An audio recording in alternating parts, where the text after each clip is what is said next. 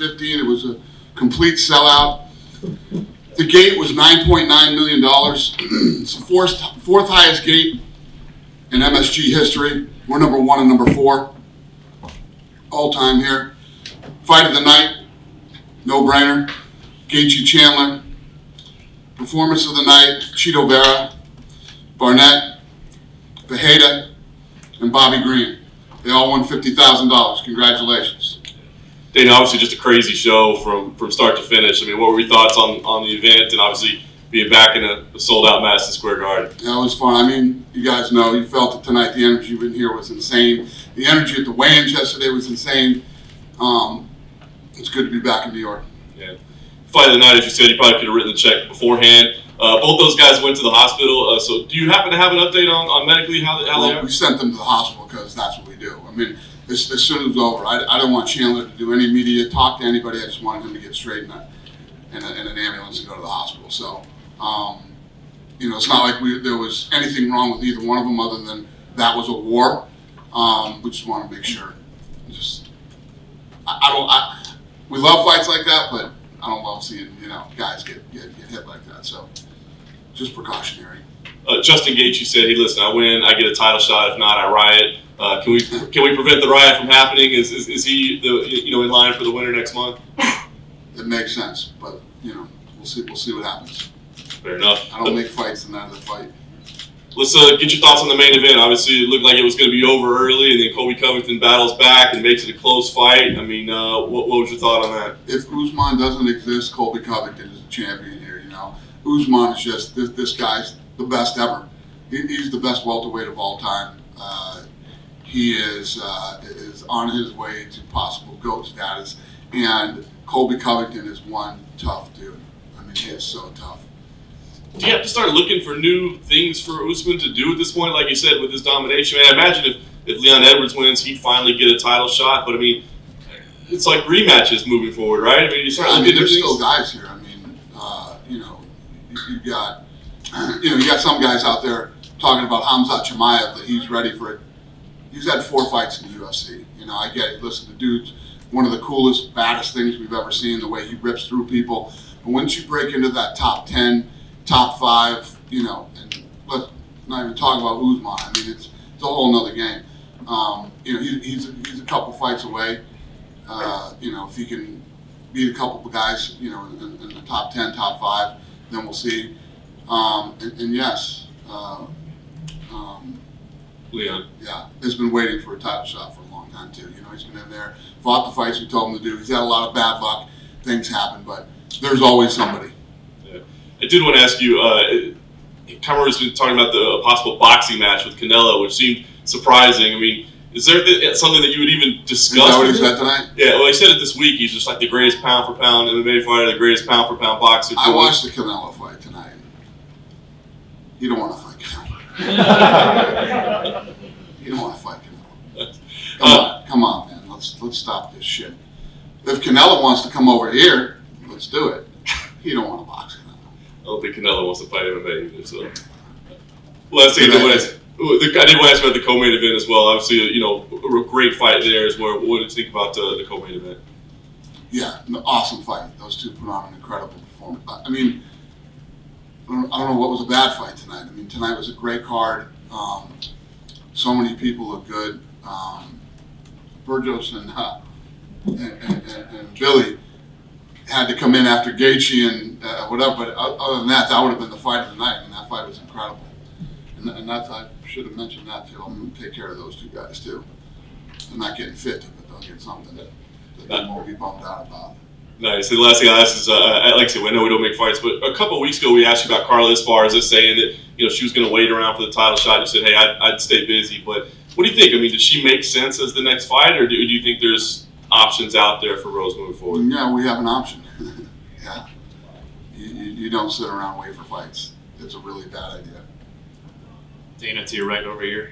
To your right. Yeah. Weili obviously kind of in a weird position now, having lost twice in a row to Rose.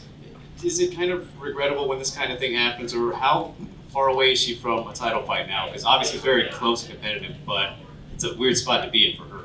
How far is Weili away? Not to make a trilogy right away. She just lost a fight. Dana, right here. Oh, well, yeah. Okay, fair enough. Chris Barnett, though. She's pretty far. Yes.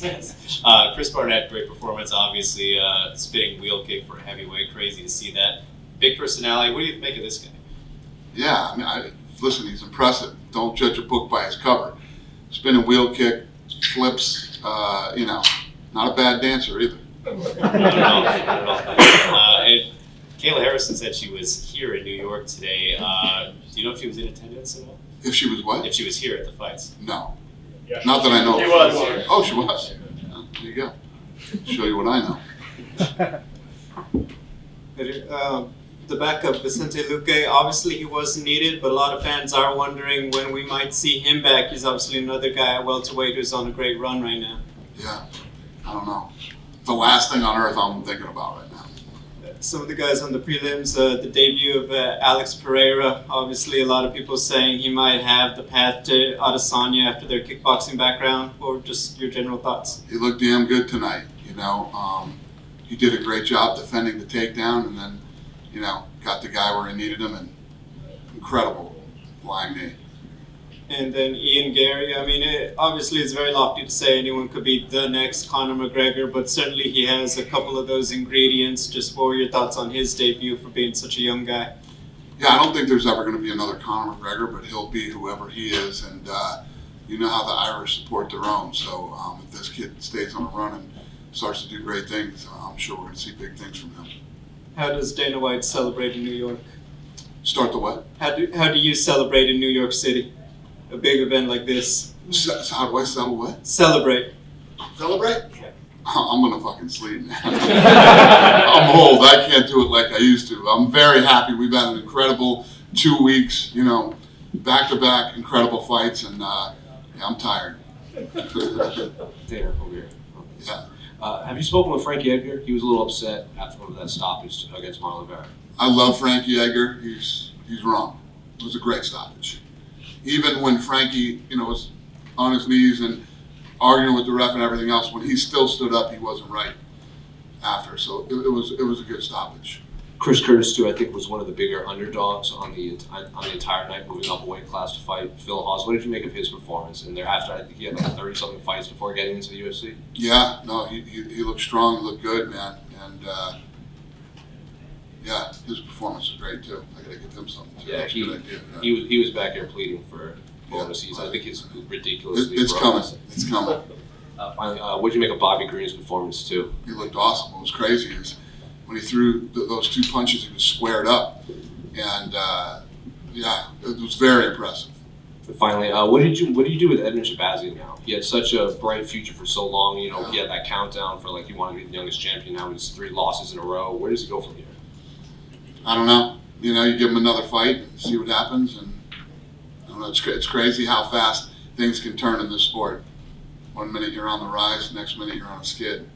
It's a rough sport. Hey Dana, Yeah. you've now had The Rock and Halle Berry presenting belts here at the Mecca, New York. Which one did you have more fun as a sidekick with inside the octagon? They're both fun. Halle is incredibly passionate about this sport. She loves the sport. That she just did a movie about the sport that's coming out soon. So, I'm going to support her however I can in promoting her movie.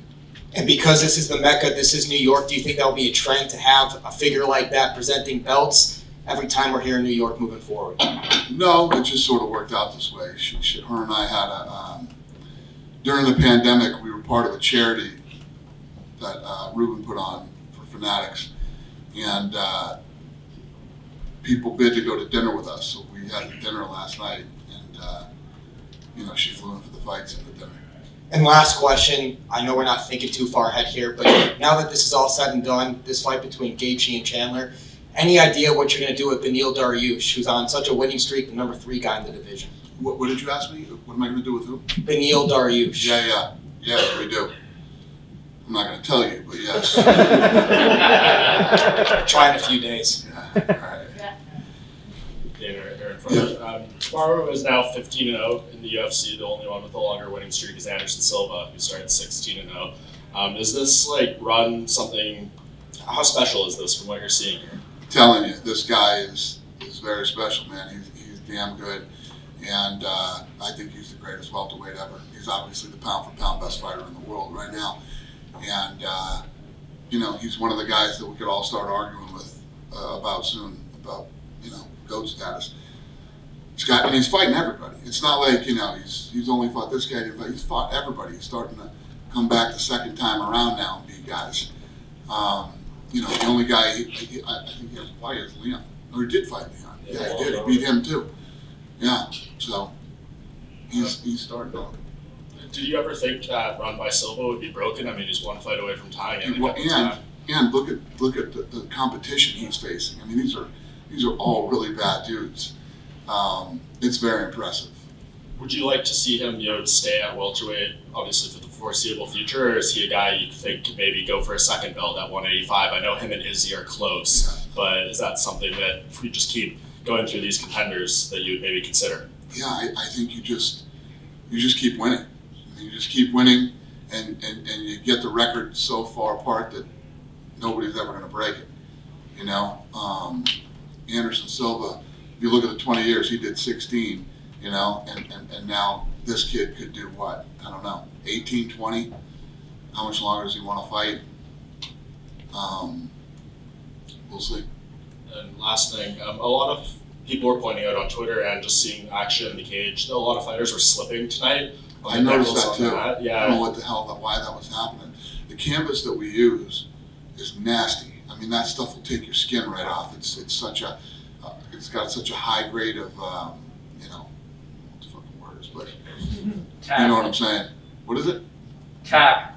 Okay. I'll take it. And guys were slipping. I don't know why. I don't know what it is. But I did notice that too. Yeah, it was just a random thing. And you saw like right before, after the eye poke with Colby, Usman was in the corner just rubbing his feet on the mat like a million times. Like he felt like it was sticky or wet or something. I don't know. You got to ask him when he comes in here what he felt. Yeah. Did you guys use a different surface than usual, or is it the same? I doubt it. I highly doubt it. We use the same canvas. Do we have to spray some crazy fucking COVID shit on there tonight, or who knows? I don't know. We'll find out though and see what went wrong tonight. Thank you, Dana. Yeah. Dana, Colby's had 2 close losses in his last 2 fights, but where does he go from here? Yeah, I know. Listen, he's the second best guy in the division. You know, he's the second best guy in the world. He's the second best guy in the world, no doubt about it. The guy is so durable and tough. His fighting style is tough to beat. And his cardio is insane. So I don't think anybody else beats that guy but Usman. So I don't know. If Usman doesn't exist, he's the world champion. But unfortunately for him, Usman does. And obviously you've had a lot of personal rivalries in the UFC in your time. Where does Usman Colby rank? It's up there. You know, I would say the number 1 of all time was John and Daniel Cormier. And I put him right, those two right up there with him, you know. Dana, you just mentioned John Jones right in the middle. Any idea on what's happening with his legal matters, or when there's a chance we might be seeing him in the cage again? I don't know anything, but he's not fighting until next year, so I'm not even thinking about that yet. He said next year, so we'll see. Dana, over here. Just curious, and obviously we know why you moved KG Chandler to the first fight of the night in the pay-per-view, but is there any metric that you'll be able to look at that says, you know, maybe that's not such a bad idea to kick off a pay-per-view with a fight like that when you have such a stacked card at the top? To put it where? To put it as the first fight on the pay-per-view. Any kind of metric you can look at that says, you know, we have a big fight, maybe there's something, you know, instead of building it up like that, we usually do. No, I mean, we crushed the budget tonight on pay-per-view. This thing killed it tonight. It was a very successful night. You know, the gate was 9.9, and the pay-per-view was really good. So, I don't know if it's, listen, the buzz and the energy behind this card for a long time now, and I was telling people, my social media this week was off the charts, and so was UFC's. Every one of the embedded series did over 1 million. This thing was trending really, really big. And then, one more. 5 years now, MMA is legal in New York.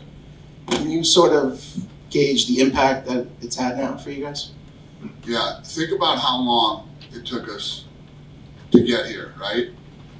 And we're number 1 all-time gate here at MSG, and now number 4. Think of all the massive events that have been here, right?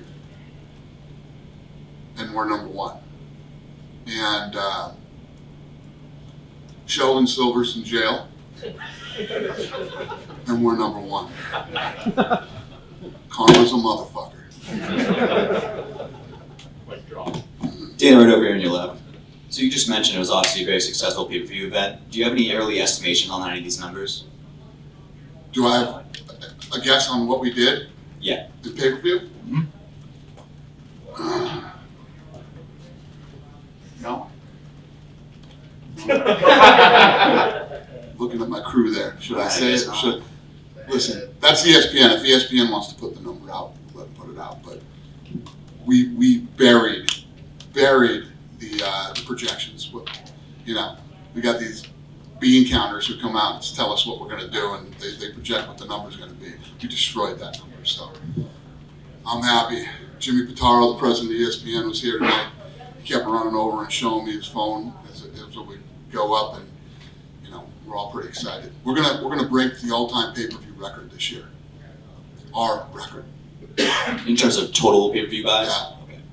And also, Bobby Green came in earlier and he told us that he believes that the bonus should be increased from $50,000 because, in his opinion, over the years, inflation would cause that number to not be as valuable anymore. What do you think about that? I gave out 6 of them tonight. All right, we'll let him know. Yeah, I gave out 6 of them. He got one, so he should be happy. And last one from me. Do you plan on having a backup fighter for the lightweight title fight next month? Yes. Is it Beneil Dariush? We'll see. All right, thanks, Dan. Dana, just speaking of backup fighters, here to your right again. We had Luque who missed weight as the backup this week. What kind of happens in that case, like in terms of a guy getting fined who's not fighting? Like, how does that whole thing work? Yeah, it's unfortunate. It's unfortunate when your backup doesn't make weight. I don't know. I don't know what the answer to that question is, sir, but it's not good. It's bad. And one more for me. This was a great card, right? Top to bottom, fantastic fights. When you look at the best UFC event of all time, how do you kind of assess which one? Does this feel like an all-timer to you? And personally, what would you say is the best UFC event we've ever had? Yeah, this was what was it? This was the 8th highest gate in UFC history. So it's definitely one of the best fights that we've ever put on. And there's nothing I love more than when there's so much hype around a card and the card actually delivers. And that's what means everything. So yes, the answer is yes. I would call this one of the best ever. Dana, how many more pay-per-views do you guess this sold than Canelo's fight? What's the question? How many more pay-per-views did you sell than Canelo did tonight? Well, I don't know. I hope they did well. I think they're insane to go the same night as us. It literally doesn't make sense. Did you notice they were? I watched it ringside. Did you pay for it? Yes. Did you notice they were kind of defiant about going the same time as you? Remember last time Canelo fought, they held him for Nate Diaz and Jorge, and then Espinosa was out here being like, "Oh hell no, we're not doing that again." Did you notice that, and what did you make of that? Yeah, I don't know. He's an asshole, so that doesn't surprise me. But yeah, it was a bad idea. I think it was a bad idea, and they charged like $80 for it. The thing was $80. But I like Canelo. I watched the fight. I bet on Canelo. How much? That's why I watched the fight. How much did you bet? I bet $100,000 on him to win by knockout. Congratulations. Thank you, sir. Any other questions? Dana, up here over in the middle head. We obviously see you guys come back to New York City for this, this Madison Square Garden card in November. I know you guys are starting to look into, expanding where you're traveling to more, do you think you'd be back in Brooklyn anytime before next November, maybe? I don't know. We'll probably be back in MSG. The issue with Luque earlier, there was a lot of talk online that once they saw that Usman and Covington both weighed in fair, he just said to hell with it and stopped cutting or whatever. Or maybe there was even that you had told him, listen, don't worry about it because these guys weighed in, they're good. That wasn't the case. You seem to, when you I like that story. It's a good story. But doesn't seem to be I don't accurate. think he made weight. I wasn't there. Did he make weight? No, he did not make weight. We didn't come to stop either, but because he was the backup, the commission didn't give him 2 extra hours to cut. So if he had been the guy, he would have liked it. Did you hear that? So what happened was, he didn't make weight. We did not tell him to quit and stop cut. But if he really was going to be the backup, they would have given him 2 hours to cut the weight. So he didn't take the 2 hours to go back in and try. I like that story too. Does he get paid still, like even though he missed, or like does he get paid as an alternate? How does that work? Yeah, we paid him.